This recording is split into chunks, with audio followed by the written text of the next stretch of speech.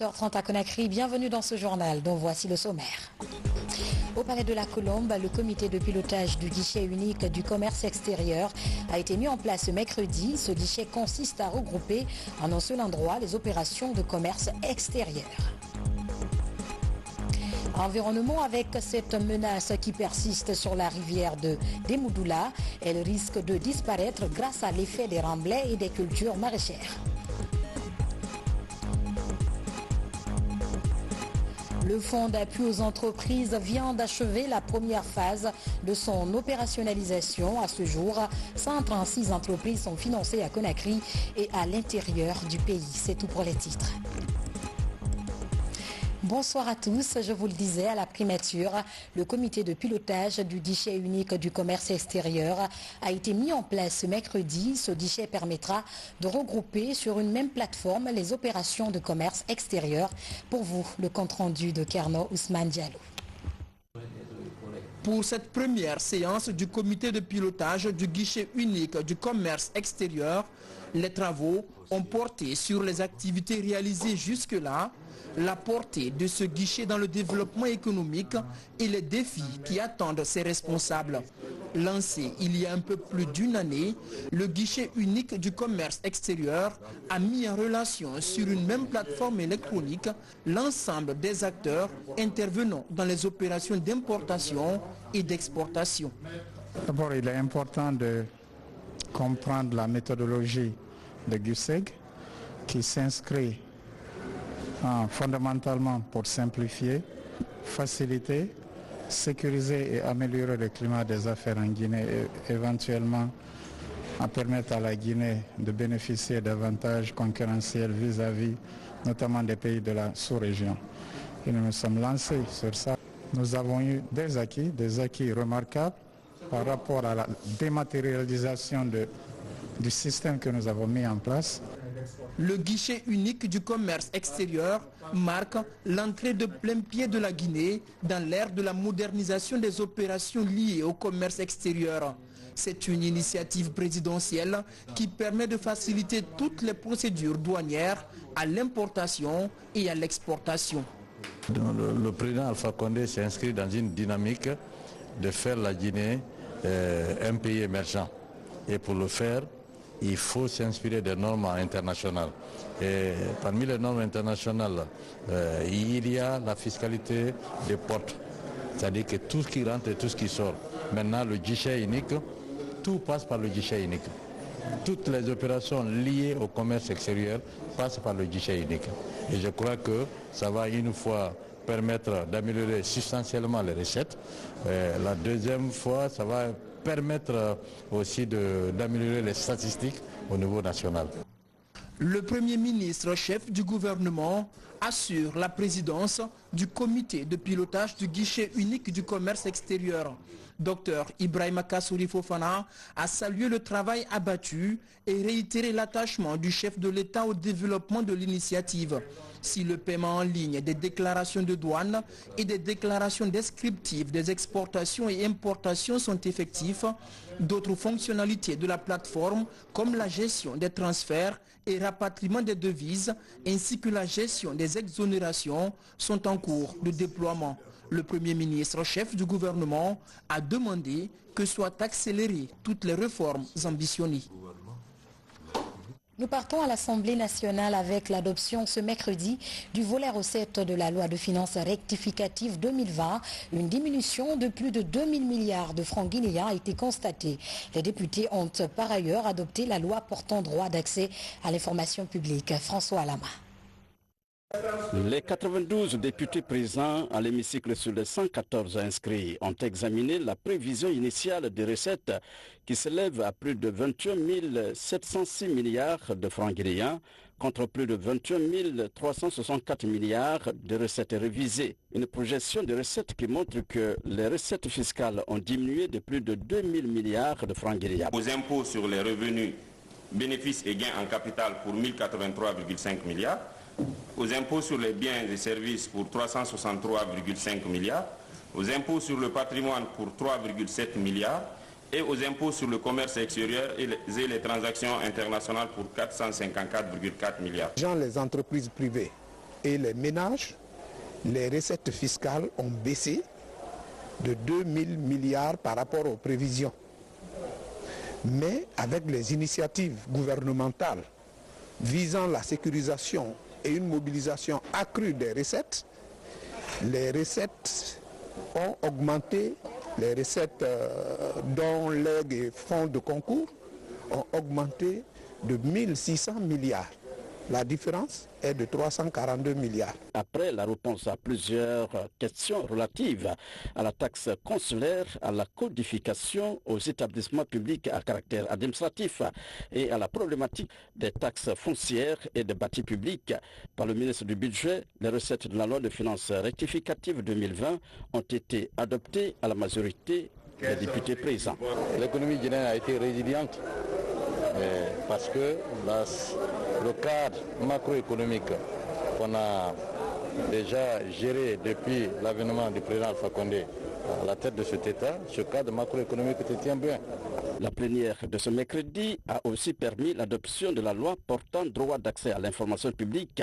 Dans les explications de vote qui ont précédé le vote, les 3 groupes parlementaires ont souligné. Le groupe, conscient que l'adoption de cette loi permettra de renforcer la modernisation de l'administration publique, aidera le gouvernement sous le leadership du professeur Alpha Condé à aller de l'avant et permettra aux citoyens de connaître comment son pays fonctionne. Ce texte ne fait que concrétiser les libertés fondamentales qui existent dans la Constitution.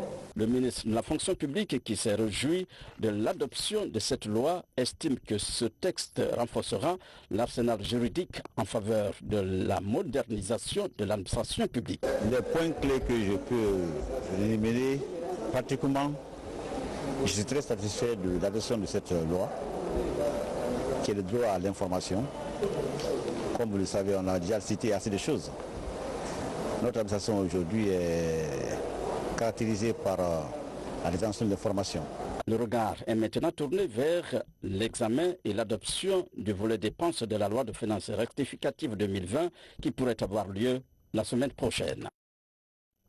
Et puis ce communiqué du ministère de la Justice. C'est avec étonnement que le ministère de la Justice a suivi la diffusion d'informations manifestement erronées publiées sur certains sites de la place. Les dites informations sont relatives à la mort d'un prévenu du nom de Ibrahim Asso à la maison centrale de Conakry, des suites, dit-on, de torture et à la prétendue mort de M. Aboubakar Sidiki Diakité, alias Tomba. S'agissant du premier cas, le ministère de la Justice s'inscrit en faux contre la mort de Ibrahim Asso dans des conditions telles qu'affirmées ci-dessus.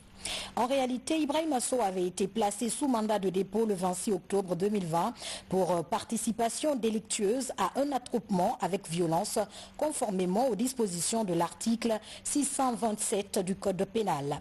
Après un test de dépistage rapide au coronavirus, il a été déclaré positif et immédiatement pris en charge au centre de traitement de la maison centrale d'où il est sorti guéri. Se plaignant par la suite d'un diabète, Ibrahim Asso a été transféré à l'hôpital Ignasdine accompagné par un membre de sa famille où il est décédé dans la nuit du mardi 17 novembre 2020. Il convient de préciser que tous les frais médicaux ont été pris en charge par le ministère de la Justice. De même, le procureur de la République près le tribunal de première instance de Kaloum a été instruit d'ouvrir une information pour déterminer les causes et circonstances exactes de la mort de Ibrahim Asso avec le concours de sa famille et de toutes les bonnes volontés. Pour le cas précis du prétendu décès de Aboubakar Sidiki Diakité alias Tomba, le ministère de la Justice confirme les propos de son avocat relatifs à cette fausse information et précise que Aboubakar Sidiki Tomba Diakité est bel et bien vivant même si son dossier médical indique qu'il est malade. Le ministère de la Justice, très attaché à sa mission de protection et de promotion des droits humains, rassure l'opinion de sa volonté de garantir à tous les citoyens un système judiciaire fondé exclusivement sur le respect scrupuleux de la règle de droit. Le ministre de la Justice, garde des Sceaux, Mori Doumbouya. Ouverture ce matin de la foire internationale d'Istanbul en Turquie. Les opérateurs économiques du monde entier sont mobilisés autour de l'événement. La Guinée est représentée à travers une délégation conduite par le président de la Chambre régionale du commerce de Conakry. Alia Kamara pour en savoir plus. Un an après la tenue de la précédente édition, la foire internationale d'Istanbul défie le coronavirus. Malgré la crise sanitaire mondiale, le rendez-vous est maintenu pour permettre de présenter dans tous les domaines les innovations technologiques et les acquis commerciaux des 12 derniers mois. L'événement est lancé par le ministre turc du Commerce et des Technologies. L'innovation cette année est l'ouverture du salon au monde. La foire se propose de voir en quoi les cultures commerciales des autres pays sont complémentaires. Avec la Guinée par exemple, la Turquie a des liens commerciaux qui tirent leur force de l'amitié entre le président Alpha Condé et son homologue Recep Tayyip Erdogan. L'essentiel de cet événement, c'est pour encore créer l'ouverture entre la Turquie et surtout la Guinée, que depuis les deux présidents ont démontré leur intention de collaborer entre le secteur privé turc et guinéen. L'opportunité, l'objectif de cet événement, c'est que les investisseurs privés guinéens sont déjà là aujourd'hui, présents en grand nombre, près de 45 personnes aux opérateurs guinéens. Donc c'est l'optique aujourd'hui de découvrir toute la technologie, le potentiel de Turquie pour un peu ouvrir la commercialisation entre la Turquie et la Guinée. Ces dernières années, l'axe Conakry-Istanbul s'est considérablement renforcé avec des échanges commerciaux importants. La Turquie est une destination pour plusieurs hommes d'affaires guinéens. Cette ouverture est l'œuvre de l'opération séduction lancée il y a quelques années par le chef de l'État, professeur Alpha Condé. Notre chef de l'État, président Alpha Condé, a initié le rapprochement entre la Guinée et la Turquie. Ça a été l'objet de la visite grandiose du président Erdogan en Guinée, accompagné de plus de 600 industriels opérateurs turcs qui ont effectué une visite en Guinée.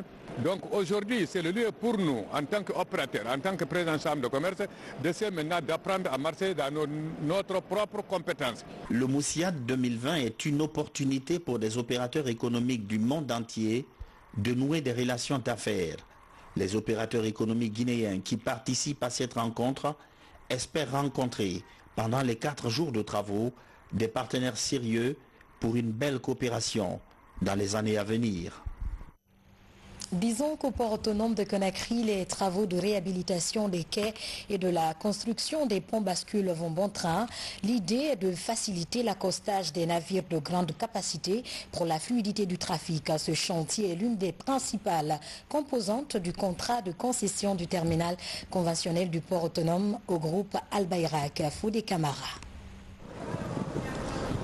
Réalisés depuis le temps colonial, les quais du port autonome de Conakry ont besoin de travaux d'envergure pour répondre aux attentes des acteurs portuaires.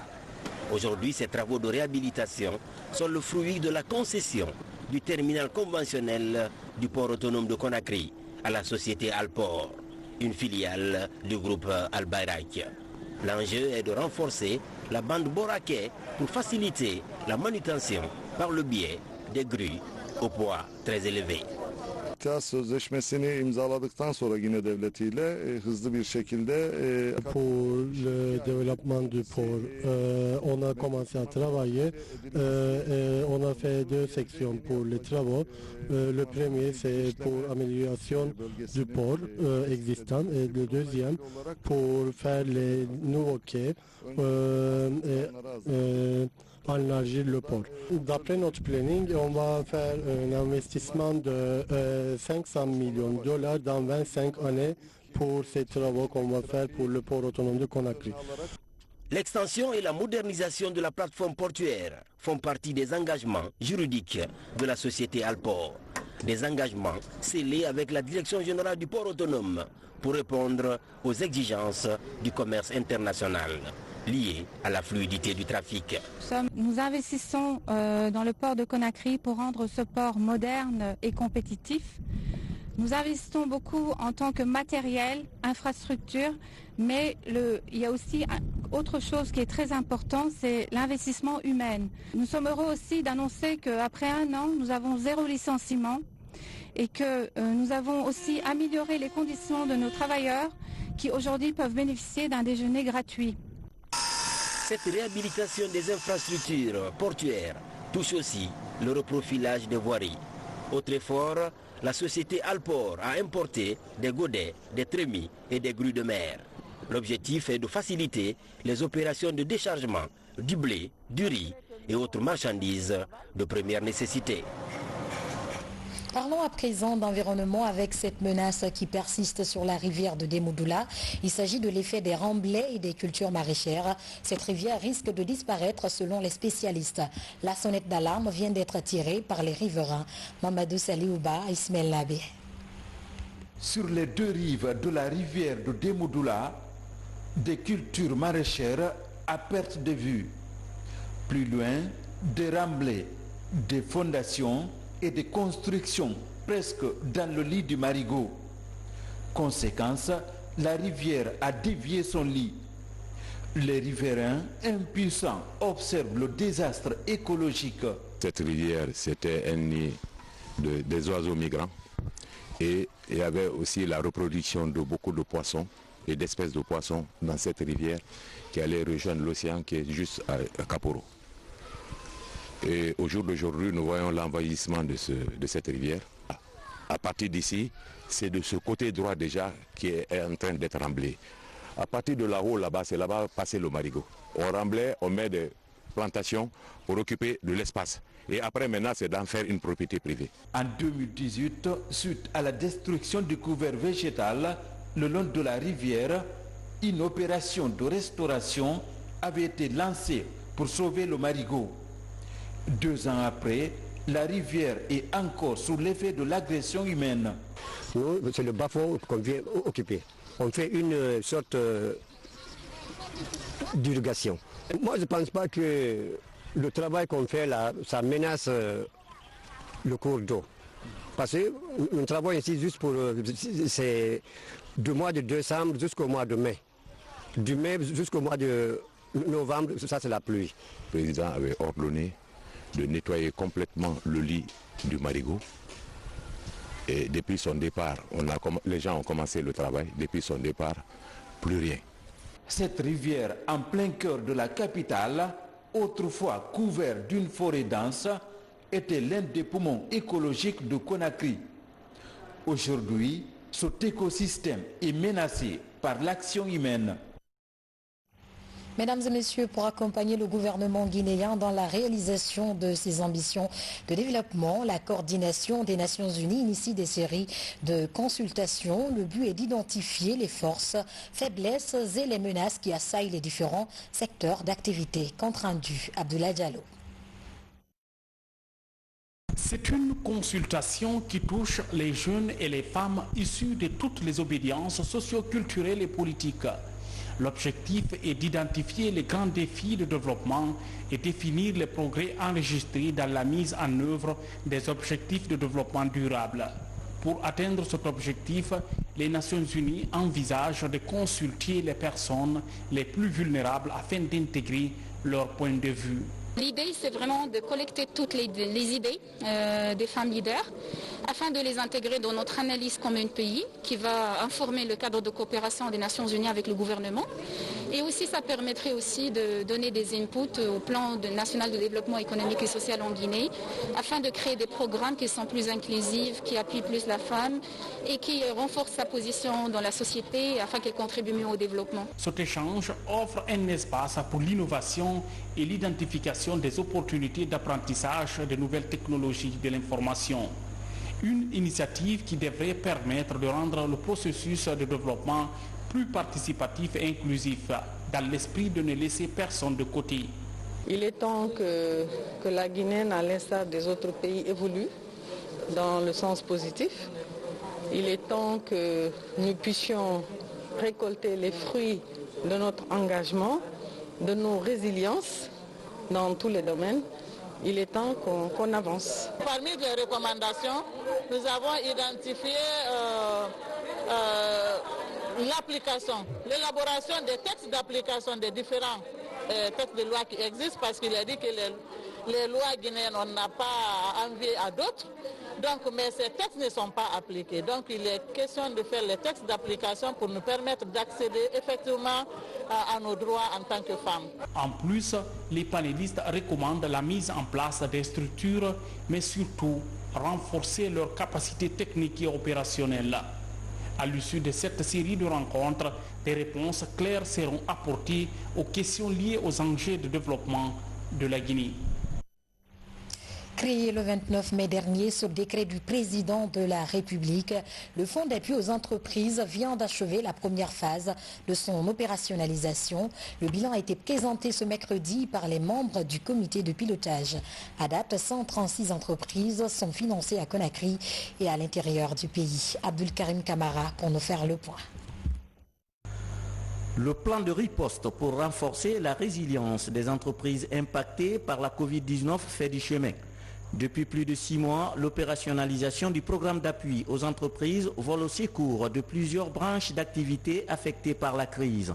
Le processus d'identification et les mécanismes d'accès au financement ont été suivis à la loupe selon les critères d'éligibilité au fonds. La première phase du programme a permis de financer plus de 100 entreprises et groupements d'intérêt économiques.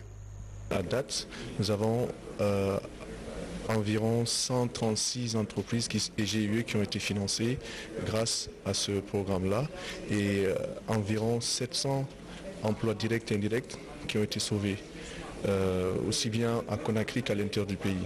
Cet impact économique de la pandémie sur les entreprises est supervisé par toutes les parties prenantes. Une stratégie de gestion des crédits devant suivre les modalités d'octroi est aussi mise en place. À ce jour, le programme d'appui aux entreprises a signé 16 conventions de partenariat avec les institutions financières du pays, dont 10 banques. Tout se passe bien. L'objectif recherché par les autorités il est visible, il est en train d'être atteint. Pour le moment, je pourrais dire que c'est essayer de revoir un peu le fonds qui a été mis à la disposition du FAGE, qui est complètement tari aujourd'hui à cause de la demande. Nous, au niveau du comité de pilotage, obligés de faire beaucoup de compression pour pouvoir toucher le maximum de personnes sollicitant cet appui. La résilience à cette pandémie, que ce soit pour la Guinée ou les autres pays, est une œuvre de longue haleine. Ça, il ne faut pas qu'on se cache le visage. C'est pas tout de suite que nous allons commencer à récolter les résultats positifs. Mais cependant, il y a une stratégie de résilience. Et c'est cette stratégie-là qu'il faut veiller, sur cette stratégie qu'il faut veiller, notamment dans sa mise en œuvre et dans son suivi. Les prochaines phases du programme seront consacrées en partie à l'apport d'une assistance technique aux bénéficiaires, au financement de 35% au minimum d'entreprises gérées par des femmes et 70% de jeunes entrepreneurs. L'accès au programme sera beaucoup plus étendu au secteur informel. Lutte contre la migration irrégulière, la Guinée et ses partenaires onusiens échangent autour de la problématique. À travers un programme innovant, les Nations Unies travaillent sans relâche pour réglementer le secteur. Pour l'occasion, un pacte a été scellé entre les deux parties. Mounir Bari, Valérie Talimane. C'est une rencontre axée sur le pacte mondial de l'immigration. Dans le cadre de la réglementation du secteur, un projet transfrontalier vient d'être lancé par la Guinée et ses partenaires du système des Nations Unies. Le projet va toucher la Guinée et plusieurs pays de la sous-région. Objectif, évaluer les efforts fournis déjà dans le cadre de la lutte contre la migration clandestine. C'est un grand défi sur lequel le système des Nations Unies travaille de concert pour aider le gouvernement guinéen afin d'identifier quels sont l'ensemble de ces défis, quels sont les moteurs de ces migrations et quel est le travail qu'il faut faire à la source pour empêcher ces migrations ou si ces migrations doivent avoir lieu, qu'elles se fassent dans des meilleures conditions. À travers le système des Nations Unies, l'Organisation internationale des migrations OIM va jouer un rôle de leadership. Également, 4 agences du système des Nations Unies seront impliquées dans ce projet, innovant pour appuyer les efforts du gouvernement guinéen dans le combat contre la migration irrégulière. Il s'agit d'un atelier de préparation sur les acquis de la République de Guinée autour du programme Global Compact.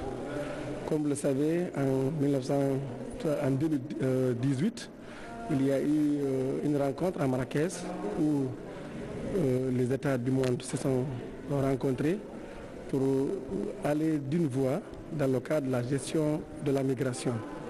La République de Guinée a été représentée donc par le département des affaires étrangères au nom du gouvernement guinéen pour échanger sur les problématiques liées à toutes les questions de la migration ici en Guinée et dans le monde. Le projet est piloté par le système des Nations Unies à travers l'OIM, le PNUD, l'OMS et l'ITC.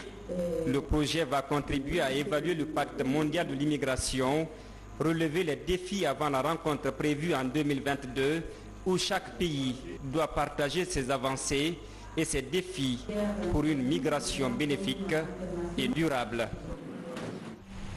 Direction Farana où la victoire du président Alpha Condé à la présidentielle du 18 octobre a été célébrée. Sous la coupe des autorités locales et du directeur de campagne du RPG Arc-en-Ciel de la ville, une grande mobilisation a été faite en Soumantoumane Camara.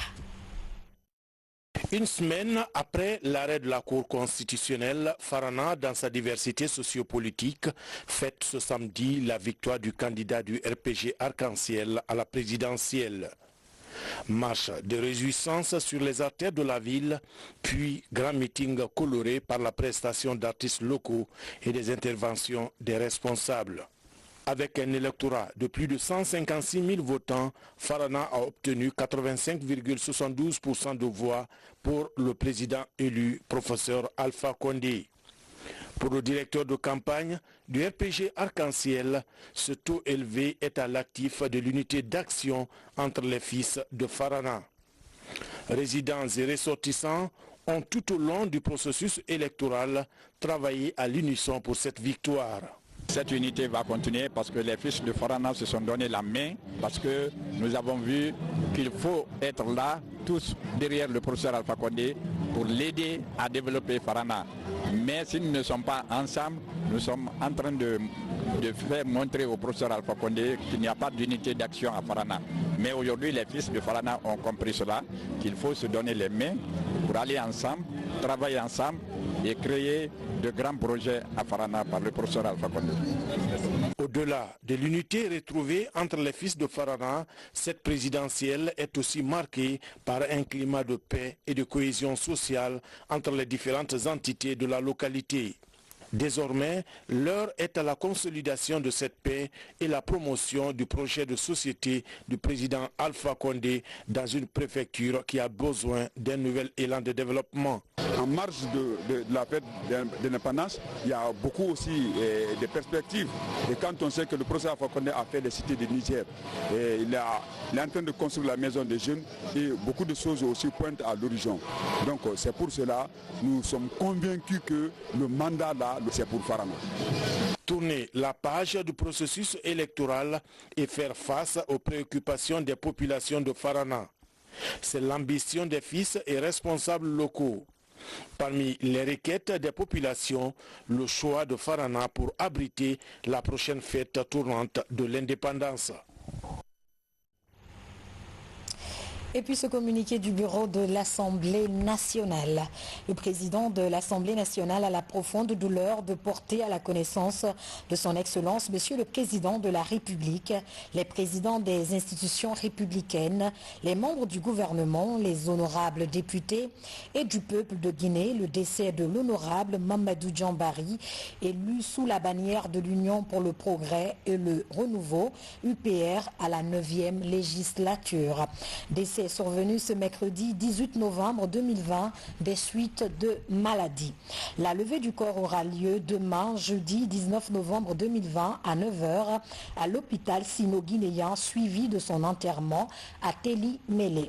En cette douloureuse occasion, le président de l'Assemblée nationale adresse ses condoléances les plus attristées au peuple de Guinée et à sa famille biologique. Que l'âme de l'illustre disparu repose en paix. Amin. Signé honorable Amadou Damaro Camara. sport, pour boucler cette édition, le comité de pilotage de l'organisation de la Coupe d'Afrique des Nations 2025 continue d'enregistrer des entreprises voulant apporter leur expertise dans la réalisation des infrastructures sportives en Guinée. Ce matin, une entreprise turque a présenté ses projets. Bintia et Mami Ebelamo pour ce reportage. C'est une entreprise turque qui a fait ses preuves dans plus de 100 pays à travers le monde dans la construction des infrastructures hôtelières, routières, sportives et tant d'autres. Technobina Group veut apporter son expertise à la Guinée qui prétend organiser la CAN en 2025. À travers cette projection, le PDG défend son projet dans l'espoir d'être retenu dans un lot de plusieurs entreprises qui ambitionnent de décrocher le même marché. Nous voulons juste contribuer au développement socio-économique de notre pays. C'est l'objectif principal. Ce groupe, à travers ce monsieur Mohamed Goulerden, a mobilisé des fonds sur la scène internationale. Nous ne venons pas seulement pour dire travailler et prendre l'argent pour partir. Non. Les responsables du projet de pilotage de la CAN de 2025 rêvent déjà grand. Toutes les entreprises qui seront retenues devront s'investir pour permettre à la Guinée de réussir la fête de football africain. À en croire Sanusi Bantamasso, ministre en charge des sports. Nous sommes dans le travail que le chef de l'État et le gouvernement nous a confié. C'est dans le cadre de l'organisation de la Coupe d'Afrique des Nations 2025. Nous avons rencontré un groupe d'entreprises qui évoluent dans plusieurs domaines qui nous concernent. Parallèlement à la Fédération guinéenne de football, la liste des 28 joueurs, dont 5 professionnels sélectionnés pour participer au tournoi qualificatif de la CAN U20 au Sénégal, a été publiée. Logé dans la poule B en compagnie du Mali, de la Guinée-Bissau et de la Mauritanie, le Sili national junior a un défi énorme, celui de se qualifier à la prochaine CAN des moins de 20 ans, prévue en Mauritanie du 14 février au 4 mars 2021. On a travaillé, on va dire, 45 jours. Dans ces 45 jours, donc, il y a eu plusieurs périodes. Première période, on a fait une observation. Ensuite, on a fait une sélection. Ensuite, on a commencé à faire des matchs. Et voilà, et ensuite on arrive à aujourd'hui, on a établi la liste. Sur cette liste de Gambobo Baldé, on constate l'absence de Algassimba, l'un des joueurs clés de cette catégorie du Sili. Il faut préciser que l'équipe s'envole ce mercredi pour rejoindre Dakar où se tiendra cette compétition. C'était pour vous l'essentiel de l'actualité, messieurs, dames. Merci de votre fidélité à la RTG. Nos programmes se poursuivent sur le www.rtgcoloma.info. Bonsoir.